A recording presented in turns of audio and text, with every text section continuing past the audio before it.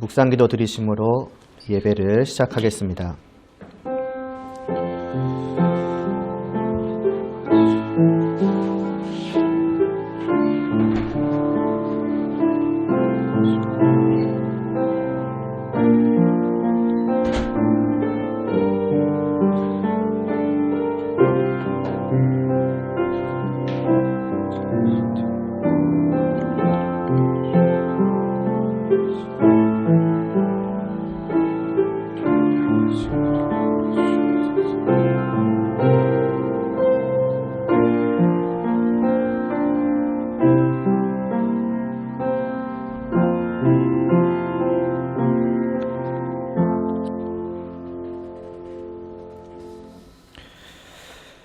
아버지께 참되게 예배하는 자들은 영과 진리로 예배할 때가 오나니 곧 이때라. 아버지께서는 자기에게 이렇게 예배하는 자들을 찾으시느니라. 하나님은 영이시니 예배하는 자가 영과 진리로 예배할지니라. 아멘. 하나님 아버지, 이 시간도 하나님을 향하여서 정말 진실된 마음을 가지고 정말 믿음을 가지고 나온 저희들이 정말 그 마음을 하나님을 향하여서 올려드리고자 합니다. 주님 안에서 이 모든 것을 온전히 여기사 또 기뻐 받아주시옵시고 참으로 하나님께서 받으시기 합당한 예배로서 올려드려질 수 있도록 하여 주시옵소서. 이 시간이 주님의 은혜가 정말 가득하고 정말 하나님이 함께 하심이 정말 주님의 은혜로 말미암아 풍성히 누려지는 그러한 시간 되기를 간절히 소원하오며 예수님의 이름으로 기도드리옵나이다. 아멘. 아멘. 찬송 드리시겠습니다. 나는 예배자입니다.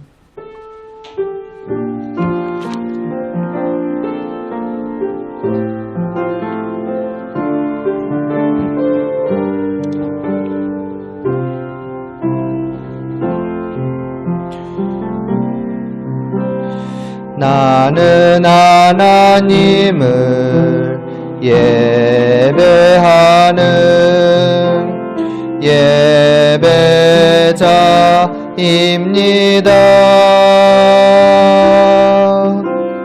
내가 서 있는 곳 어디서나 하나님을 예배합니다. 내 영혼 거룩한 은혜를 향하여 내 마음 완전한 하나님 향하여 이곳에서 바로 이 시간 하나님을 예배합니다. 한 번 더 찬양 드리시겠습니다.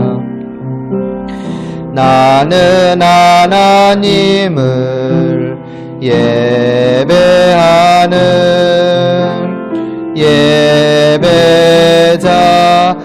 예배자입니다.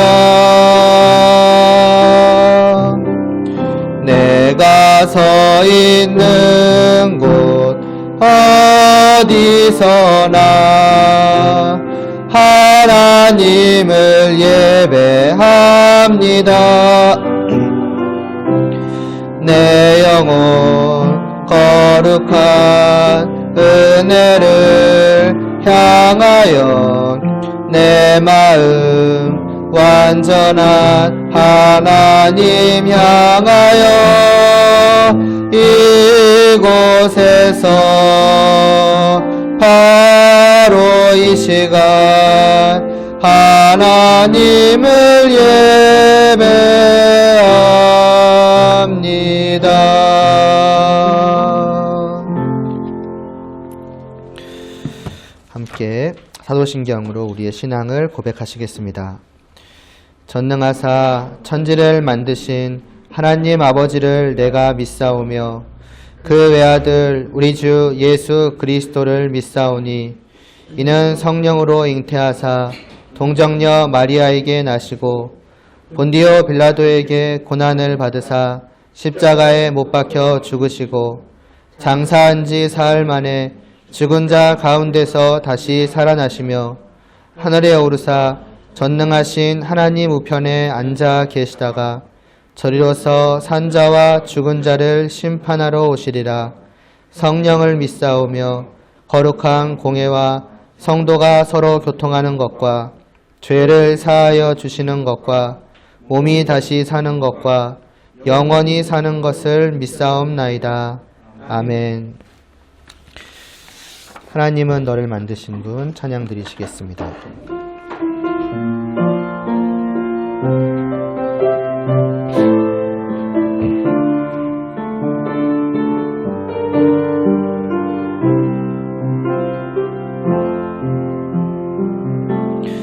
하나님은 너를 만드신 분, 너를 가장 많이 알고 계시며, 하나님은 너를 만드신 분, 너를 가장 깊이 이해하신단다. 하나님은 너를 지키시는 분, 너를 절대 포기하지 않으며, 하나님은 너를 지키시는 분, 너를 쉬지 않고 지켜보신단다. 그의 생각 셀 수 없고 그의 자비 무궁하며 그의 성실 날마다 새롭고 그의 사랑 끝이 없단다. 하나님은 너를 원하시는 분, 이 세상 그 무엇 그 누구보다 하나님은 너를 원하시는 분, 너와 같이 있고 싶어 하신단다. 하나님은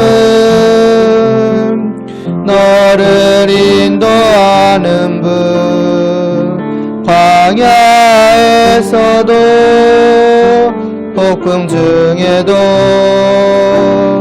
하나님은 너를 인도하는 분, 푸른 초장으로 인도하신단다. 그의 생각 셀 수 없고 그의 자비 무궁하며 그의 성실 날마다 새롭고 그의 사랑 끝이 없단다. 이어서 달고 오묘한 그 말씀 찬양 드리신 후에 제가 기도하겠습니다.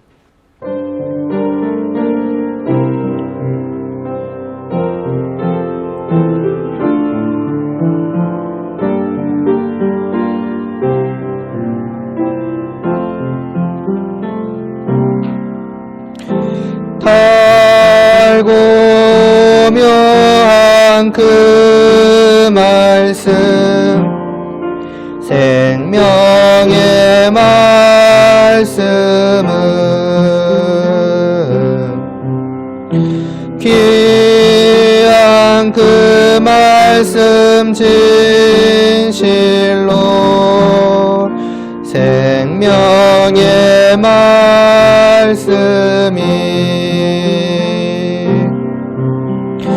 나의 길과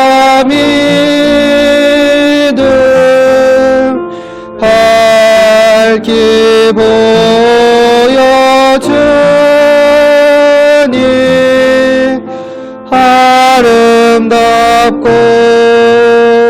귀한 말씀 생명샘이로다.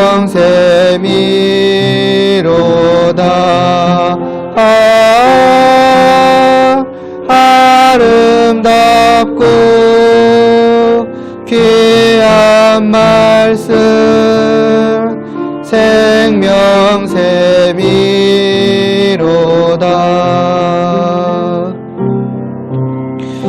귀한 주님의 말씀은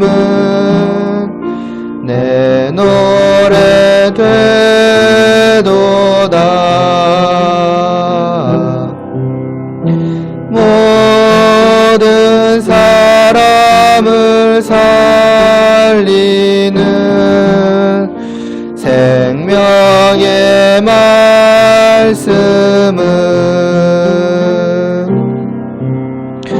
값도 없이 받아 생명 길을 가니 아름답고 귀한 말씀 생명샘이로다. 아름답고 귀한 말씀 생명샘이로다.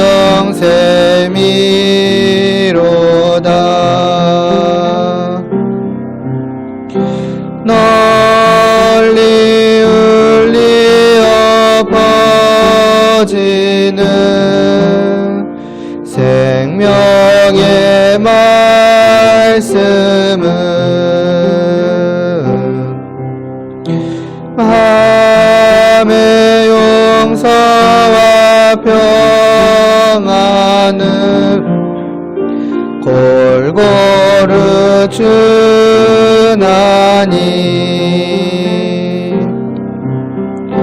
다만 예수 말씀 듣고 복을 받네. 아름답고 귀한 말씀 생명샘이로다.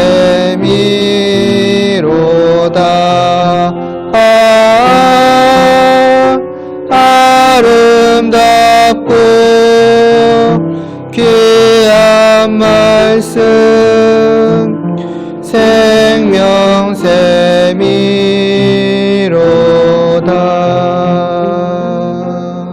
아멘.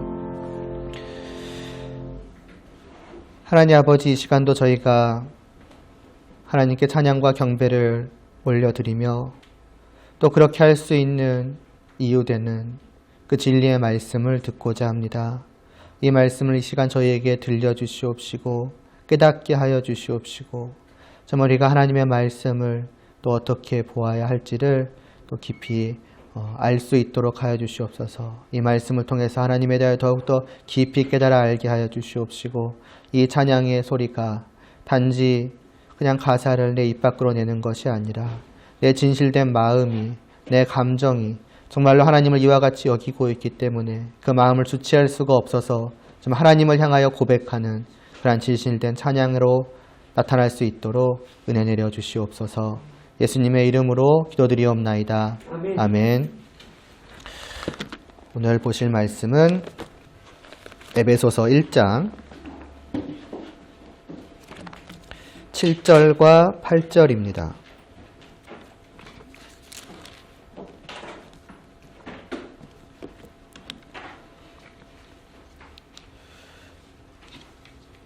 에베소서 1장 7절과 8절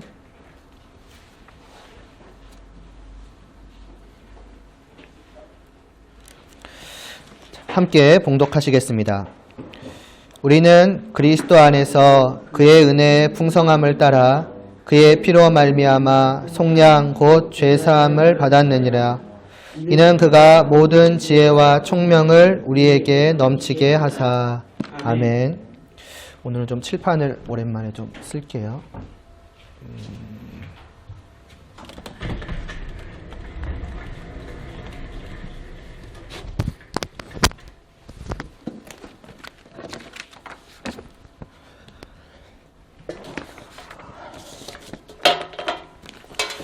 보통 제가 이제 칠판에 쓰면은 평소보다는 조금 더 뭔가 복잡한 느낌이 이제 들었을 거라고 생각을 하는데 오늘도 그렇습니다.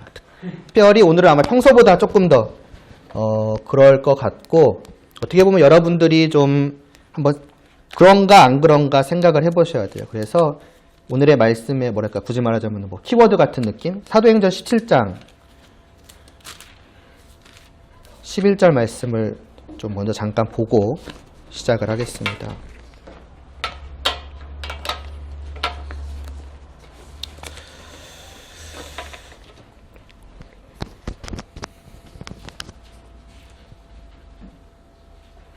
사도행전 17장 11절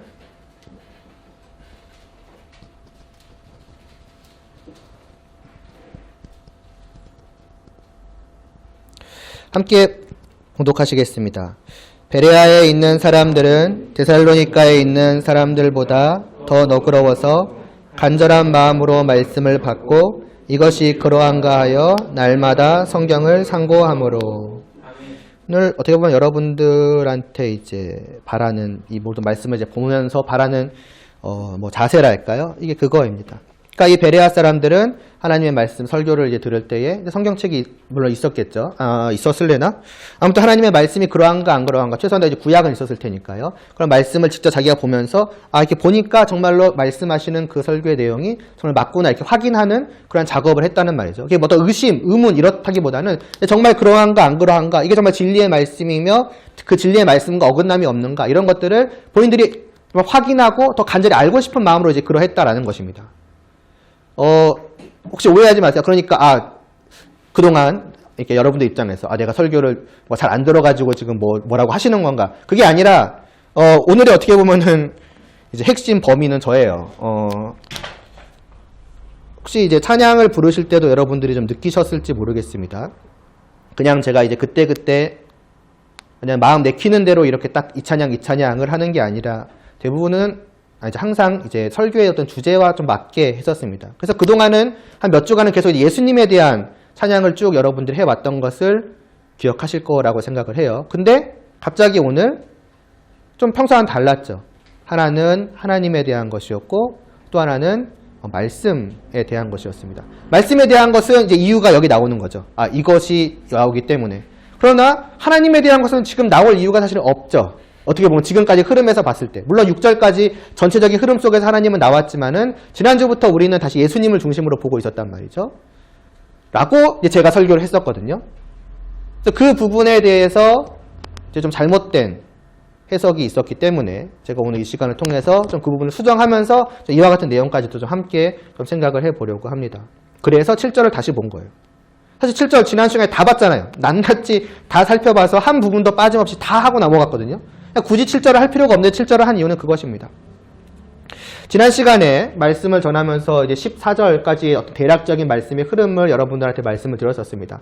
3절부터 6절까지는 성부 하나님이 말하자면 주어가 되어가지고 하나님께서 우리에게 행하신 일, 말하자면 하늘에 속한 그 복을 주시기 위해서 성부 하나님께서 우리에게 이러한 일을 하셨다라고 했고, 7절부터는 그 6절까지도 계속 나왔던 그리스도를 말하자면 끌고 와가지고 이제 그리스도를 이제 스포트라이트를 딱 전하는 거죠. 그리스도에게 말하자면 그 초점을 딱 맞추어서 이제는 예수님께서, 그러니까 성자 예수님께서 우리에게 이러한 일을 하셨다. 말하자면 그 하늘에 속한 복을 하나님께서 주시는 일에 성자 예수님께서 이러한 일을 하셨다라고 쭉 오는 것이 12절까지의 말씀이고, 그 다음에 13, 14절에 성령 하나님이 나오는. 이제 그렇게 말씀을 이제 드리면서 이제 다시 에베소서를 보시면요. 오늘 성경책을 계속 한번 봐보세요. 보면서 이제 7절에서 이런 설명을 들었었을 겁니다. 우리는 그리스도 안에서 그의 은혜의 풍성함을 따라 그의 피로 말미암아 속량고 죄사함을 받았느니라. 그러니까 예수님께서 우리의 죄를 사하기 위해서 그리스도 안에 있는 우리들에게 이러한 놀라운 변화를 주시기 위해서 자신의 피를 흘리셨고 자신의 죽음을 대가로 치르셨고 그로 말미암아서 우리는 죄의 사함을 얻게 되었고 이를 통해서 다시 말해서 예수님의 은혜, 그의 은혜의 풍성함, 예수님의 은혜의 풍성함을 우리가 알게 되었다라고 말씀을 하면서 이제 예수님에 대한 것으로 쭉 나온다라고 말씀을 드렸었는데 거기에 그러면서 이제 오늘 말씀을 전하기 위해서 이제 8절, 9절 이렇게 사실은 보고 있었단 말이에요. 원래대로 하면은 이제 8절, 9절 이렇게 오늘 말씀이 전해질 예정이었는데 보면서 뭔가 이상한 거예요. 그래서 뭐가 이상한가 봤더니 특별히 8절에서 나오는 그가 우리에게 넘치게 하셨다라고 할 때가 이게 예수님이 아닌데? 예수님께서 우리에게 넘치게 하셨다라는 말씀이 아닌데? 라는 생각을 하게 되었습니까? 그러니까 어떻게 보면은 얼라리? 죄송해요. 제가 잘못된 걸 넣었나? 오늘의 어떤 핵심 내용은 이겁니다. 과연 그가 누구인가? 다시 여러분 7절을 보실래요? 한글 성경으로 보면 더 헷갈려요. 보세요. 우리는 그리스도 안에서 그의 은혜의 풍성함을 따라 그의 피로 말미암아 속량고 죄사함을 받았으니라 했을 때 그는 다 누구겠습니까? 당연히 예수님이라고 생각을 할 거예요. 왜냐하면 무엇보다 그의 피에서 그의 피는 너무나도 명확하게 예수님이잖아요. 이것을 우리가 모든 성경에서 그렇게 말씀하고 있죠. 예수님의 피로 말미암아서 우리가 구원함을 받았다. 이건 제가 확실하게 맞았습니다. 이거는 뭐 틀릴 리가 없어요. 근데 문제는 그 앞에 있는 그의 은혜의 풍성함을 따라예요. 이게 예수님이 맨 앞에 나오고 그의 피가 뒤에 나오고 가운데 그의 은혜의 풍성함을 따라라고 나오니까 여기서 그도 당연히 누구라고 생각을 하겠습니까? 당연히 예수님이라고 생각을 할 거란 말이에요. 그래서 당연히 이게 예수님이고 그 다음에 나오는 8절도 자연스럽게 여기서 나오는 그도 예수님이겠구나 라고 생각을 해서 예수님께서 우리에게 이렇게 하시는 거다라고 생각을 했었는데 일단 7절도 지난 시간에 혹시 기억하실지 모르겠습니다만은 순서가 좀 뒤바뀌어 있다 그랬죠. 그의 은혜의 풍성함이 사실은 제일 뒤에 나온다 그랬습니다. 그러니까 예수 만져봐 이제 그리스도가 나오고 그리고 그의 피의 흘리심이 나오고 그리고 나서 그의 은혜의 풍성함이 나온단 말이에요.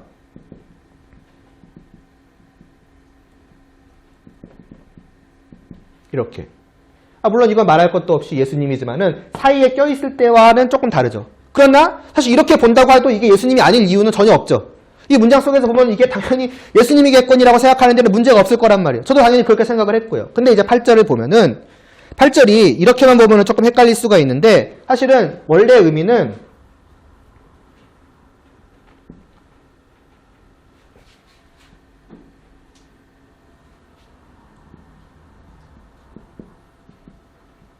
그가 여기서 말한 그의 은혜 있잖아요. 그의 은혜를 우리에게 넘치게 하셨다라는 말이에요. 한글 성경에는 이제 그런 말은 없죠. 근데 원문으로 보니까 어떻게 보면 번역이 조금 미묘하게 된 거예요. 너무 많이 말하자면 숨겼다고 해야 되려나? 그러니까 그가 그의 은혜를 여기서 말하는 그 풍성하다고 하는 그의 은혜를 우리에게 넘쳐게 하셨는데 그 뒤에 이제 지혜와 총명이 나오는 겁니다. 지혜와 총명과 함께.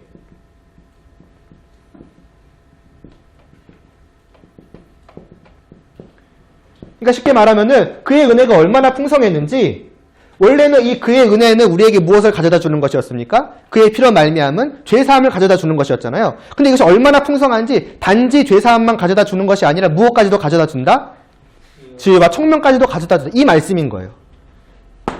그럼 여기서 그가 누구냐는 거죠. 그리고 여기에 그가 아마 이 그의 은혜와 똑같을 거란 말이죠.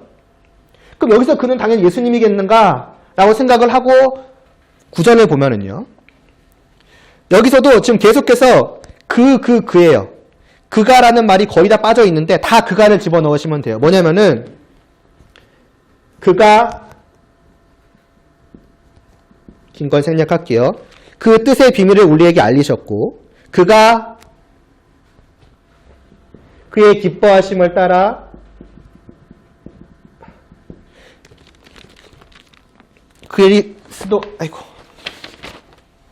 기뻐하심을 따라 그리스도 안에서 다 건너뛰고 예정하셨다라고 나오죠. 한번 봐보세요. 9절에서부터 살짝 뭔가 좀 이렇게 문장이 예수님이라고 생각하기엔 조금 안 맞는 부분이 있어요. 보세요. 그가 그의 기뻐하심을 따라 그리스도 안에서요. 만약에 여기가 예수님이라고 하면 예수님께서 예수님의 기뻐하심을 따라 보통 자기 안에서 뭐 이런 식으로 하지 않겠습니까? 근데 마치 여기 나온 분과 여기 나온 분이 다른 느낌을 우리에게 줘요. 그러면서 이거 단순히 느낌이 아닌 이유는 뭐냐? 여러분, 이 말씀 어디서 본 적 없습니까? 그의 뜻이 나오고 그의 기뻐하심이 나오고 그리스도 안에서 예정하셨다는 말씀 어디서 본 적 없으세요?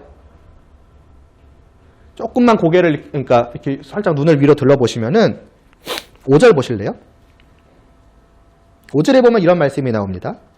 그 기쁘신 뜻대로 우리를 예정하사 예수 그리스도로 말미암아 자기 아들들이 되게 하셨다. 그 기쁘신 뜻대로 예수 그리스도로 말미암아 우리를 예정하셨다. 5절에 나오는 말씀에서 다시 나오는 거예요. 그럼 이것은 누가 하신 말씀이에요? 이건 누가 하신 일에 대한 거예요? 성부 하나님이죠.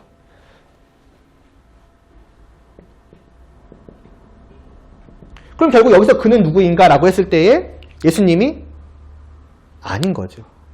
성부 하나님인 거예요. 그러면은 9절에서 이게 성부 하나님이라면은 계속 지금 똑같은 그가잖아요. 그럼 결국 이 8절에 그도 누구겠습니까?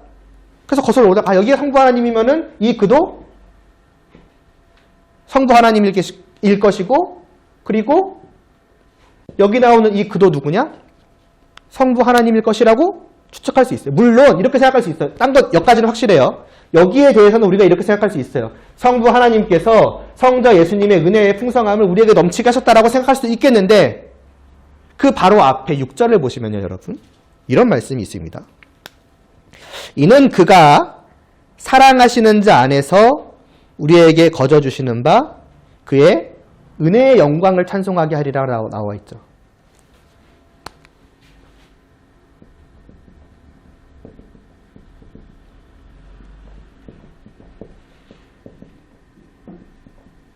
그리고 나서 바로 아래의 7절에서 그의 은혜가 다시 한번 나온다라는 것을 생각을 해보면은 그의 은혜의 영광을 여기서는 그의 은혜의 풍성함이라고 말씀하고 있다라고 우리가 생각을 할 수가 있는 거예요. 문맥을 봤을 때.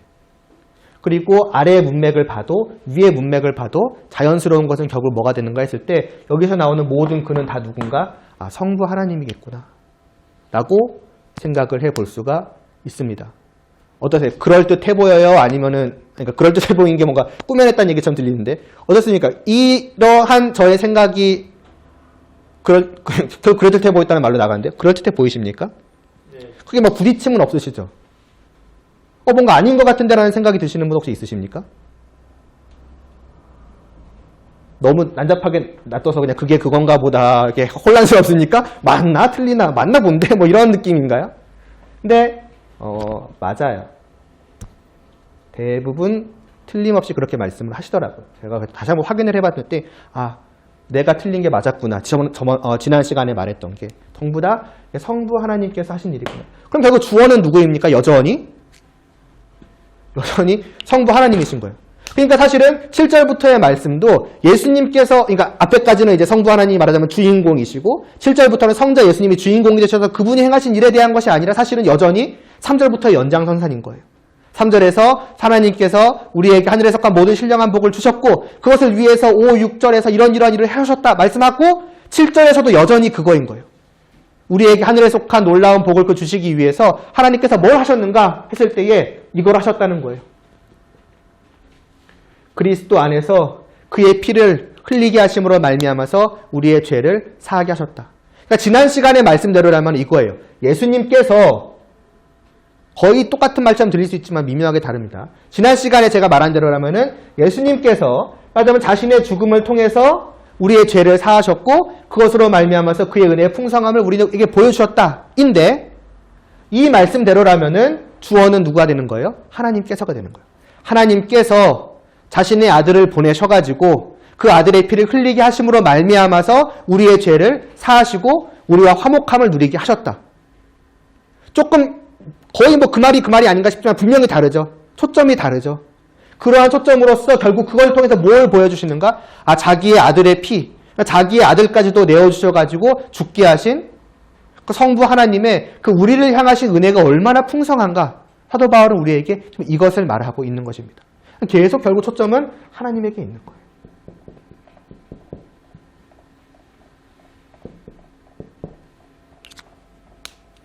그러니까 결국 하나님께서 우리를 위해서 행하신 모든 일들을 우리에게 보여주고 있는 것이며, 그것을 이제 예수 그리스도를 통해서 하시는 것을 이제 보여주신다라고 생각을 하시면 되고, 이 예수님께서의 그 피 흘리심 또한 당연히 예수님의 그 은혜의 풍성함을 보여주는 것은 물론이겠거니와, 그러나 이 말씀에서의 초점은 그렇게 하신 이 하나님의, 맞아, 우리를 향한, 자기의 목숨을 내어주신 그리스도도 물론이겠지만은 자신의 아들을 기꺼이 내어주신 그 성부 하나님의 우리를 향한 은혜가 얼마나 놀라운 것인가를 보여주는 것입니다.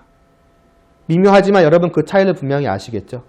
물론 큰 의미상으로는 결국 똑같을 수 있어요. 결국 예수님의 은혜나 하나님의 은혜나 어차피 삼위일체 한 분 아니신가. 근데 분명히 초점이 다르다는 겁니다.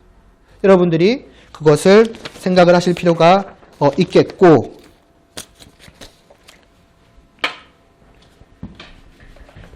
여기까지로 칠판은 끝입니다.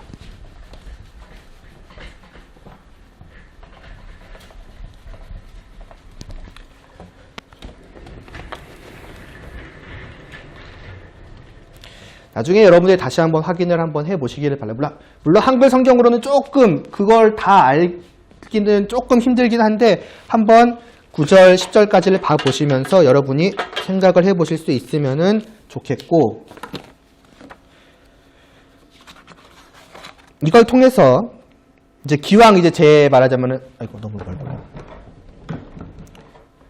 기왕 이제 제가 잘못 해석한 부분이 나왔기 때문에 또 이거를 맞으면은, 굳이 말하면 저를 반면 교사로 삼아서 여러분들한테 좀 말씀을 전하고자 하면은, 왜 굳이 이렇게 칠판을 써가면서 이런 시간을 가졌는가 했을 때 아까 그거예요.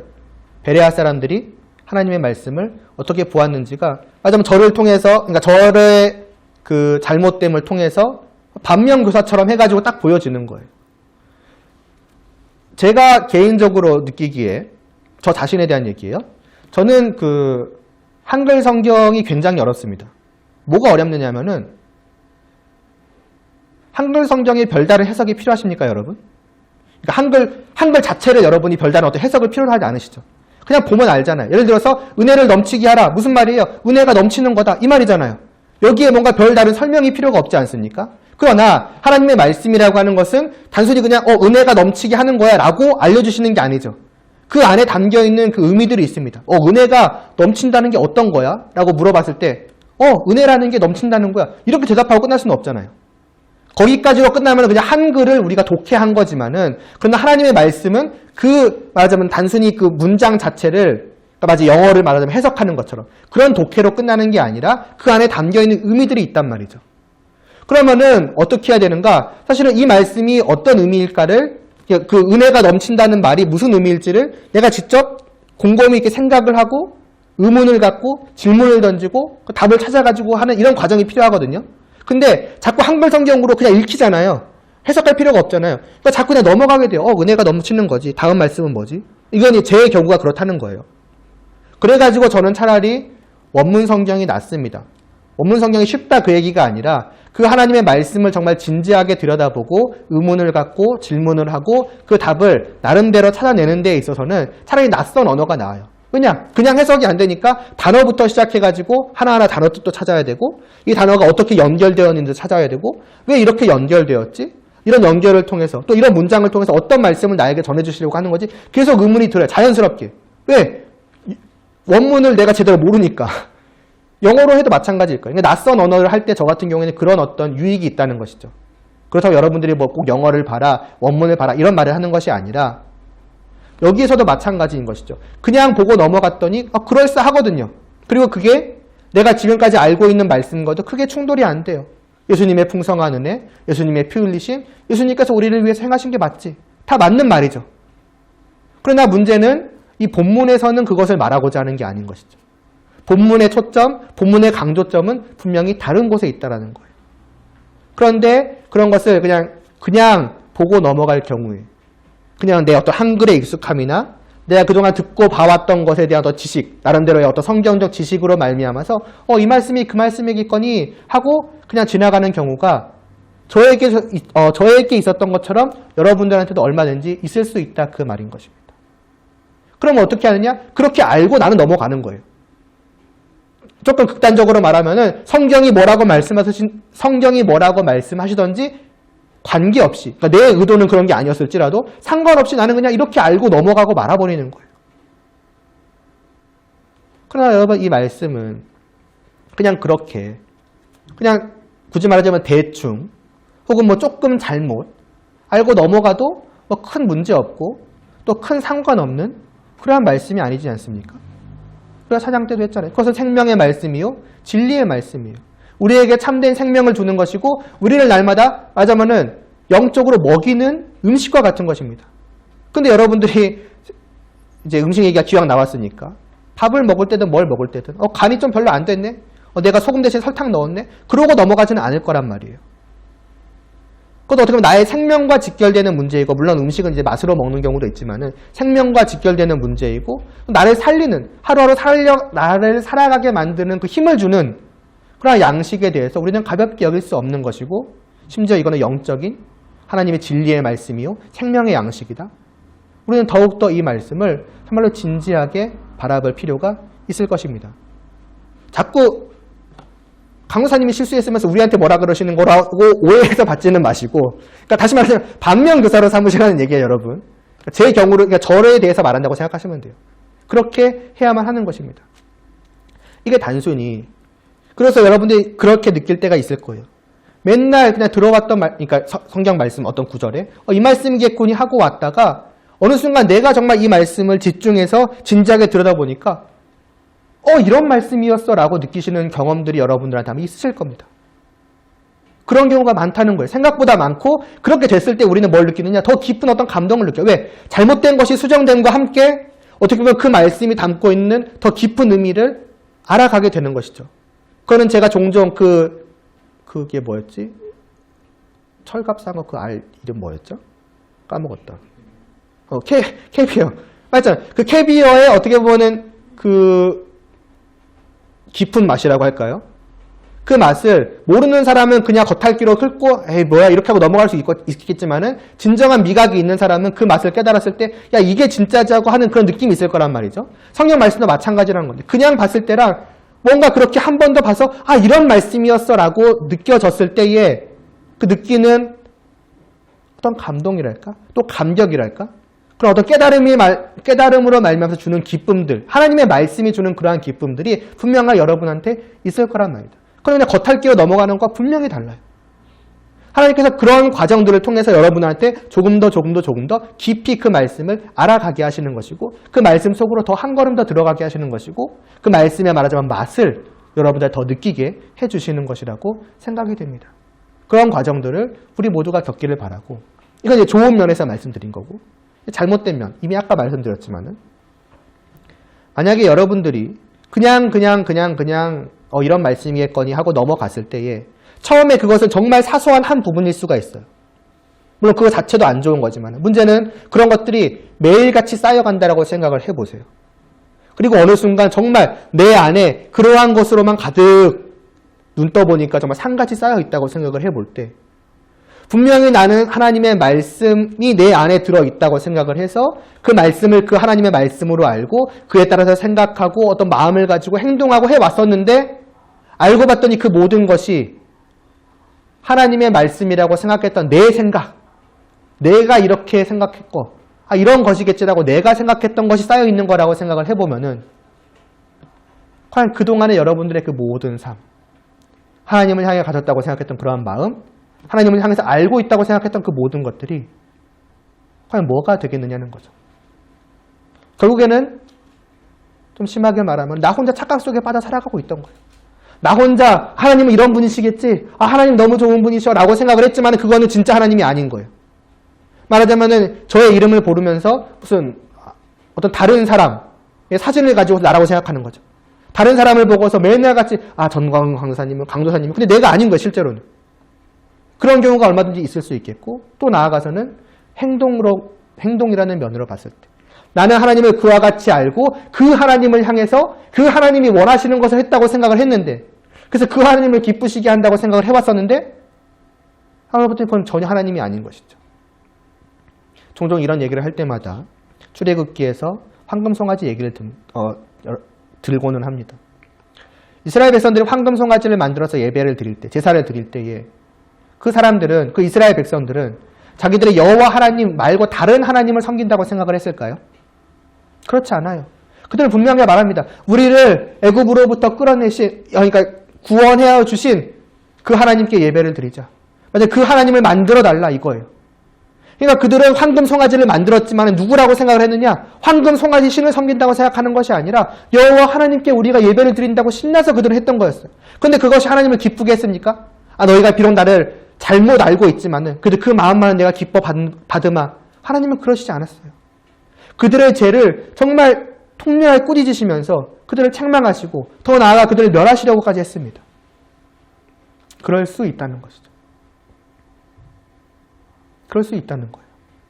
그러니까 나 혼자 나의 착각 속에서 나의 모든 인생을 하나님을 향하여 산다고 살아가다가 정작 하나님 앞에 갔을 때에는 전혀 다를 수 있다는 것이죠. 그 하나님이 아니었네라고 내가 생각할 수도 있고, 하나님 또한 나는 너를 모른다. 나는 너와 교제한 적이 없다. 라는 말씀을 우리가 듣게 된다고 생각을 해보면 저 얼마나 슬프고 심지어는 안타까운 일이기까지 합니까? 그러므로 저의 이 실수를 또 잘못을 그냥 강도사님이 어쩌다 잘못하셨나 보구나 봐주시면 뭐 고맙기는 한데, 그러나 조금 더 어떻게 보면은 심각하게 생각을 하시면 좋을 것 같아요. 그렇다고 저 강도사님 안 되겠네 몰아내자 이 얘기를 하는 건 아니고, 여러분들이 이 하나님의 말씀을 대하는 우리의 자세가 어떠해야 하는지를 생각해야 되고, 제가 굳이 칠판에 써가지고 이렇게 하나하나 막 따져가면서 생각하는 것도 여러분들이 그렇게까지 할 필요 있나 생각도 들 수 있어요. 그냥 강도사님이니까 저렇게 하는 거지, 설교를 하시는 분이니까 저렇게까지 해야 되는 거지. 그러나 아닙니다.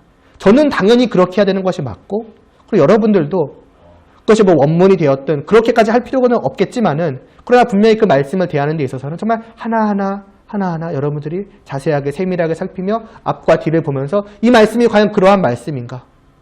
이 말씀에서 그는 과연 누구인가? 이 말씀에서 사도 바울은 우리에게 어떠한 말씀을 전하고자 하는가? 어디에 초점을 두고 있는가? 이런 것들을 여러분들이 잘 생각할 수 있기를 바랍니다. 그래서 어쩌다 보니까 오늘 말씀의 주제는 이렇게 됐어요.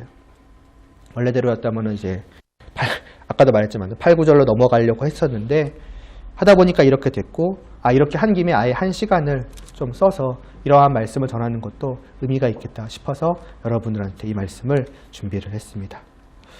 부디 오해하지 마시고 이 말씀을 여러분들 잘 받으셨으면 좋겠습니다. 기도드리시겠습니다. 하나님 아버지, 정말 하나님의 말씀을 우리가 어떻게 보아가고 있는가를 또 이러한 저의 잘못을 통하여서 다시 한번 생각해 볼 수 있는 시간을 주심에 또 감사를 드립니다. 정말 하나님의 말씀을 잘못 또 해석하여 전한 또 저의 이러한 죄악됨을 용서하여 주시되 또 이러한 시간을 또한 마련해 주시니 하나님 그 은혜에 다시 한번 감사를 드립니다.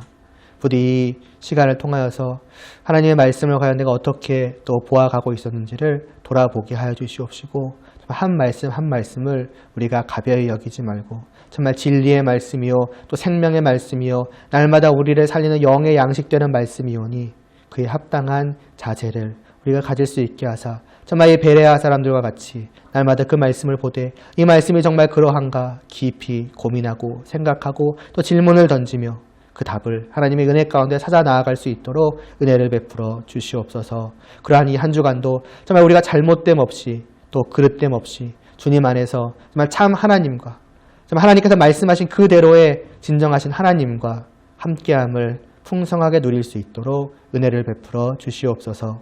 예수님의 이름으로 기도드리옵나이다. 아멘. 주기도문 드리심으로 예배를 마치겠습니다.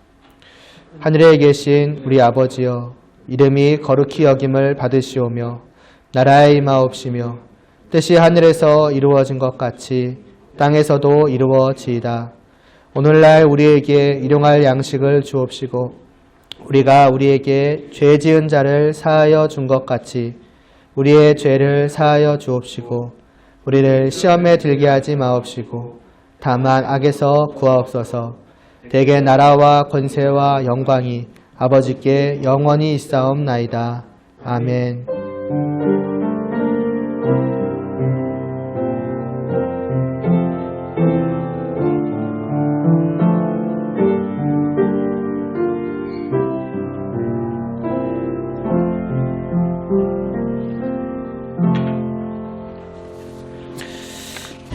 광고가 몇 가지가 있습니다, 오늘은. 첫 번째로는 우리 이제 카톡으로도 말했고 이렇게 연락드렸던 것처럼 오늘 이 후에 여러분들 바로 전체 회의가 한번 있으니까 꼭 가지 마시고 그대로 바로 진행이 되니까 참여해 주시길 바라고요. 그리고 오늘 보시면 아시겠지만 유빈 형제가 안 왔어요. 주말에 이제 카톡을 받았는데 유빈 형제가 이만 직장을 구했는데 그 직장이 이제 계속 주말에 늘 이제 주말에 일하는 그리고 평일에 쉬는 이제 그런 직장이라고 하더라고요. 그래서 아마 당분간은 조금 아마 긴 시간이 되겠죠. 당분간은 유빈 형제는 못 나올 것 같습니다. 그러니까 또 아쉬운 마음도 있을 것이고 이런 것들은 개인적으로도 연락을 하시기를 바라고 또 비록 예배에 참여하지는 못하지만은 그 믿음이 그 신앙이 흔들리지 않을 수 있도록 또 연약해지지 않을 수 있도록 또 카톡으로도 계속해서 영상으로도 보내고 또 전체 주일 예배도 늘 올라가니까 이런 것들을 통해서 하나님을 예배할 수 있도록 또 위에서 기도해 주시기를 바랍니다. 그리고 저희 이제 예배 때 늘 전체 광고로 항상 나가고 있는데 5월 달쯤에 아마 세례 입교가 있을 겁니다. 그래서 혹시 세례 받으실 분, 또 입교하셔야 하는 분들이 있으시다면은 신청해 주시기를 바라고요. 굳이 말하자면은 그냥 하지 마세요. 쉽게 말하면은 뭐 누가 시킨다고 부모님이 가라 그래서도 가지 마시고 할 때가 됐으니까 해야지 그런 건 없습니다, 여러분. 세례 입교는 정말 내가 이 교회에 이제 정말 한 명의 정말 성도로서 그러니까 성도라는 것은 지체고 지체라는 것은 몸이 있는 거잖아요. 그 몸이 이제 교회인 것이고 정말 내가 이제는 주님을 믿는 성도 하나의 지체로서 이제는 몸된 교회에 속한 자가 되겠다. 그것을 말하자면 표시 온 말하자면 교회 앞에 말하자면 표현하는 것이 세례의 입교입니다. 그러니까 정말 그러한 마음이 있으면 하세요. 그러니까 있어야 하세요. 그러니까 있을 때에 하시길 바랍니다. 그것이 뭐 당장 급한 것도 아니에요, 여러분. 또 시킨다고 해도 되는 것도 아니고 뭐 해도 상관은 없다. 그러한 마음도 갖지 마시고 정말 이거는 자기의 믿음의 표현이고 자기의 의지로 하는 겁니다. 자기의 의지로. 그래서 이 세례든 입교든 항상 그 나이가 정해져 있죠. 15살 이후. 왜냐? 그때쯤 되면은 자기의 의지가 분명히 있을 거라고. 자기의 의지로 뭘 결정할 수 있을 거라 생각하기 때문에 한 겁니다. 그러니까 누가 시킨다. 그러면은 여러분이 거절하시고 여러분이 거절하셔서 안 되면은 저한테 말씀하라고 하세요. 근데 내가 거절할 수 있을지 좀 모르겠는데 아무튼 여러분들이 그런 생각이 좀 있으셔야 됩니다. 말하자면 가볍게 받지 마시라는 말이에요. 이 세례를. 됐고 그리고 첫 번째 거는 말했고 네 이렇게입니다. 이제 1부 순서 끝나고 바로 2부 순서 임원분들 회장님 나와주세요.